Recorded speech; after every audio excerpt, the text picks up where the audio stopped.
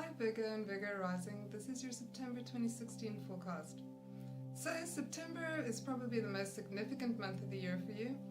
There's a solar eclipse in Virgo, your sign, and Mercury is retrograde in your sign. There's also a lunar eclipse in Pisces opposing your first house of self. So a crucial month for you where all aspects of yourself, you and the world, how you project, what you're involved with, how you get support. Like, do you feel rooted and grounded and supported, and partnerships, and whether they're a source of support or whether you're doing most of the giving and someone else isn't pulling their weight. These are the issues that are going to come up, and with Mercury and Virgo retrograde from the 30th of August to the 22nd of September, you're really going to be very detail oriented, focused, and you're going to be considering practical action, so practical changes, practical action plans, and these are going to have to do with work and health, how you present in the world, how other people perceive you. So a crucial month for you. Jupiter is also moving into Libra in your second house, where it's going to be there for a year and give you a lot of opportunities for expanding your resources, feeling more supported. So, you'll have more money at your disposal. You may find that you're spending more money, but that's because you've got more money.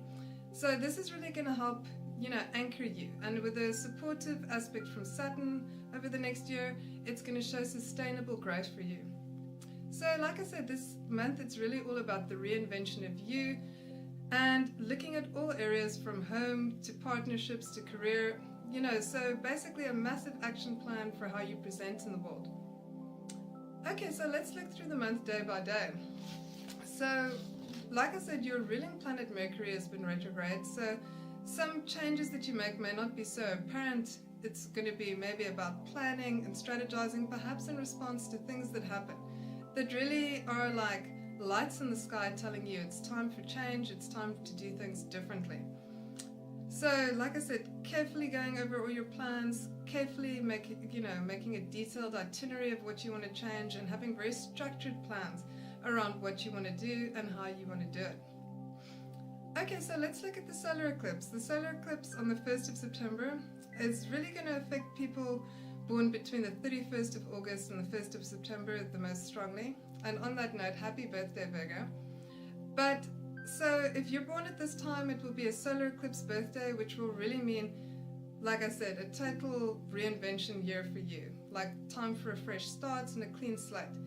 But for the rest of Virgo, this is also going to be true. It's just not necessarily going to be as dramatic and pronounced. But okay, so the 1st of September we have the solar eclipse. It's in your first house, so the sun has been here since like the last week of August. And the solar eclipse, like I said, it's new beginnings, and let's look at what those new beginnings center around.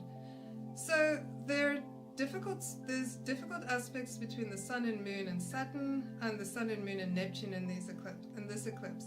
So Saturn has been in your 4th house with Mars, and so it can show frustration and delays and lack of support and grounding in the home environment in particular. So it can be complicated family relationships, not feeling settled, not feeling secure. So Saturn in this aspect will show that this is one area of your life that needs to change. How can you feel more rooted, more established, and more grounded?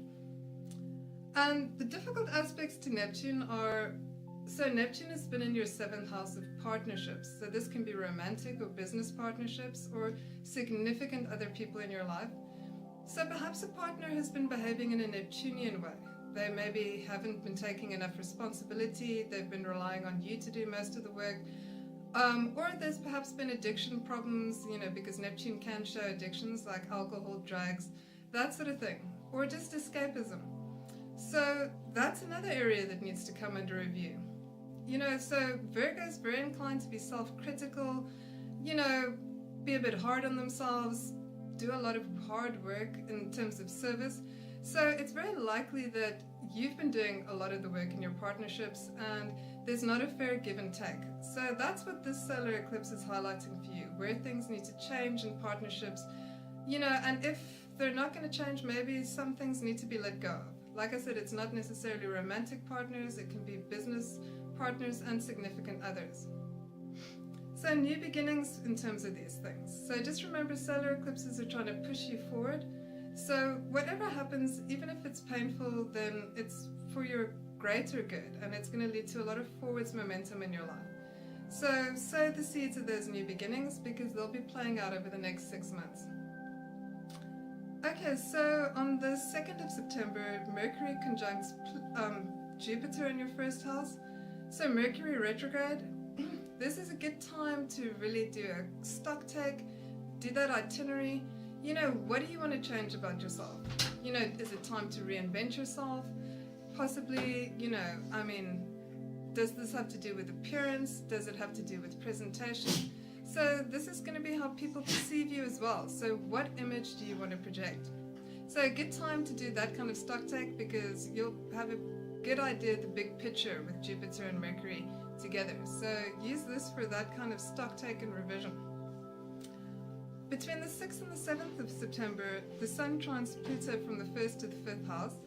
This is a great placement for creativity. So you can really feel that push to get a creative project, especially a personal business project off the ground. It's also good for interactions with children. So like, if there's something that you want to do that you feel passionate about, this is really going to help you feel confident, energized, and motivated around it. So get that creative project or business plan off the ground. So on the 9th of September, Jupiter moves into Libra, into your 2nd house. So in your 1st house, Jupiter may not have brought you as much change and in terms of growth and expansion as you might have hoped with it in your 1st house, but that's because it was in a difficult aspect with Saturn. But now in your 2nd house, it's going to be in a supportive aspect with Saturn. So in terms of resources, income, self-worth, this is going to be a great placement to have you feeling good about yourself, confident about yourself, settled and supported. But it's also going to show money coming in and money going out. But like I said, this is because you're going to have more money, hopefully. So very good aspect for increasing your, you know, ways that you make money. Okay, so on the 10th of September, Saturn squares Neptune between your 4th and your 7th house.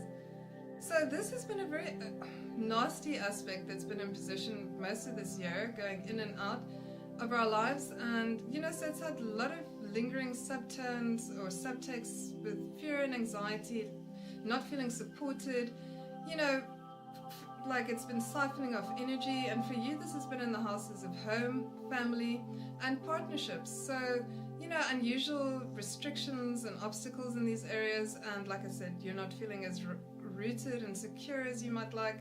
So it's great that this aspect is peaking for the last time, and, you know, the effects of it will start to dissipate. So goodbye forever. Okay, and so on the 12th, we've got Mercury squaring Mars. So often when Mercury goes retrograde, not only does it show delays with travel, you know, like, so, you know, unexpected incidents around cars and computers and all the things that, or devices breaking down that we usually associate with Mercury retrograde.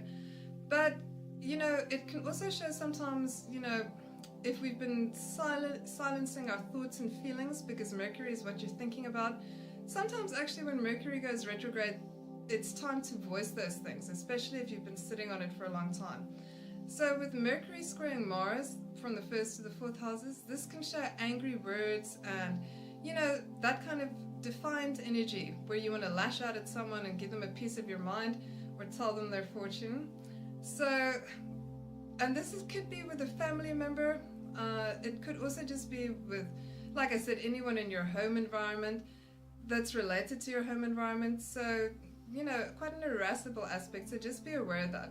You know, it can also be very good for fixing problems in the home, though, if you choose to channel the energy in that way, or for some kind of home renovation project. You'll have a lot of ideas. On the 16th of September, it's the full moon eclipse. This is going to be in Pisces at 24 degrees in your 7th house. So bringing things to a culmination, because that's what full moons do, and with an eclipse, it's even more the case.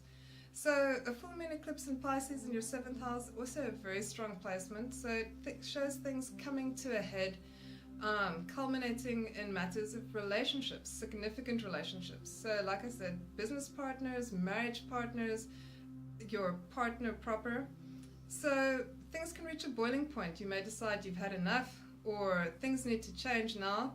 And with a lot of Martian aspects during the full moon eclipse, there is again the potential for angry words, for somebody behaving perhaps immaturely with not much consideration or sensitivity. So those are the sorts of energies you can anticipate around the full moon. So it can be endings and new beginnings, so things can be wrapping up relationship-wise, but with the new moon energy in your first house this month, also new beginnings. So it could also just be a review of partnerships. What's the plan going forward? Things are going to change around here, and how are they going to change? So restructuring relationships, also a possible theme. So endings, new beginnings, radical transformation of these areas of your life, self and other. So on the 17th, Mars is going to trine Uranus between the 4th and the 8th. This is also good for problem solving. If your energies have been going into channels that haven't been as productive, this is a good time for inspiration and originality to try something new, so push in another direction and perhaps you'll solve that problem. This could be around relationships, could be around joint resources. So, like I said, a dynamic aspect that's going to have you acting in a fresh and inspired way. On the 19th, Venus is going to trine Mars. This is a very good aspect for sexual chemistry. So if you're single, you could use this aspect for dating. And other than that, it's also just good for social cooperation. So for socializing, generally speaking, people getting along, teamwork. It's affecting your houses of money and home. So it can be related to that, so possibly good for financial concerns, so where you can draw other people into those, and good for the home. So perhaps good energy in the home this day as well. But like I said, if you're single, a good energy for dating. Between the 20th and the 23rd, Mercury is going to trine Pluto from your 1st to your 5th house. So Mercury is just about to go direct. So this aspect is really just pulling things together.